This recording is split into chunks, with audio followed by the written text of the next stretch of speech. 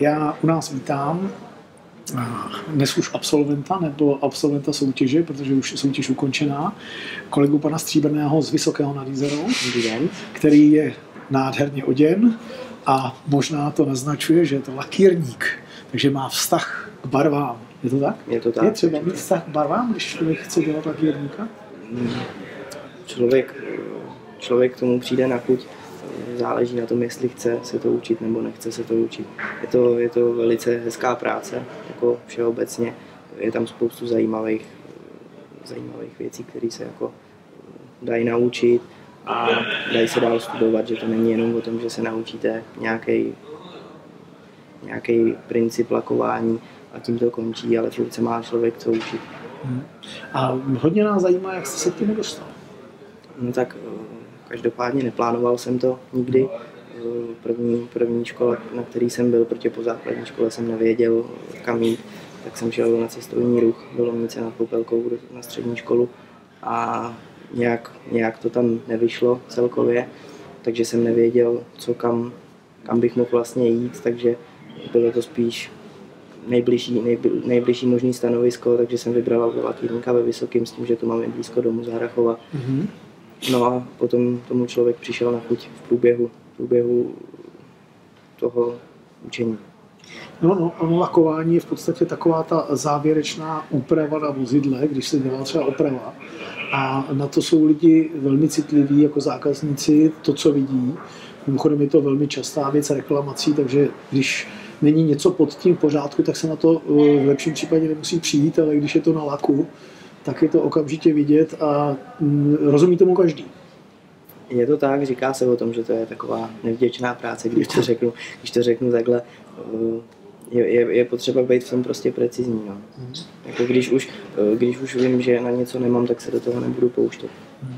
A jak máte zkušenost třeba s naladěním barev? To by nás všechny prostě děsilo jít někomu do auta a trefit se mu do těch správných barev.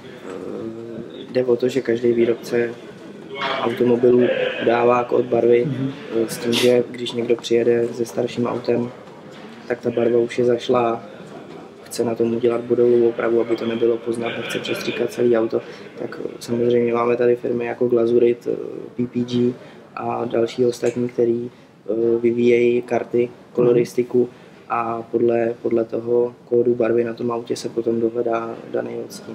Když mě naposledy stříkali nárazník, tak jsem sám neměl trpělivost s tím, jak dlouho to ten furt říkal, a tato je to, já jsem říkal, to musíte vy, já už jsem ani nechtěl to. Tak byl ten lakírník pečlivý, aby vybral tu přesně a pak jsem mu za to poděkoval, že se to fakt povedlo. Je to tak, je tam potřeba v té přípravě preciznost a hlavně trvá to dlouho, což většina lidí nepochopí.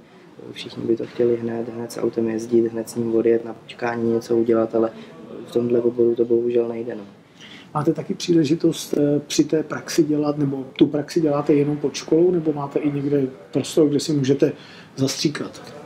Tak snažím se to dělat doma. Jako, dělám to převážně pod školou, ale když je možnost, tak to dělám i doma. Snažím se tomu věnovat co nejvíc času. Co tahle soutěž, jak vás to oslovilo? Dává to smysl? Určitě. Je to taková motivace pro všechny, co ty autoobory studujou. Je to super se sem podívat, je to super se sem dostat.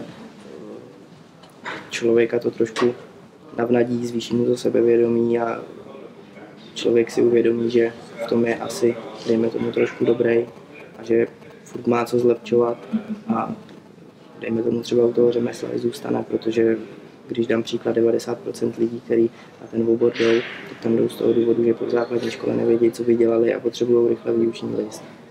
A potom dělají úplně něco jiného. Takže tady to by ty lidi mělo podle mýho navnadit k tomu, aby u toho oboru zůstali. Je to super motivace. Podařilo se vám, když jste někdy něco nastříkal, že vás někdo opravdu pochválil, poplácal po zádech? Zažil jste to? Určitě jo. Jsou chvíle, kdy se to člověku podaří. Samozřejmě jsou chvíle, kdy se něco nepodaří. Člověk je potom z toho takovej špatnej, ale stane se to každému. Cítil jste velkou nervozitu?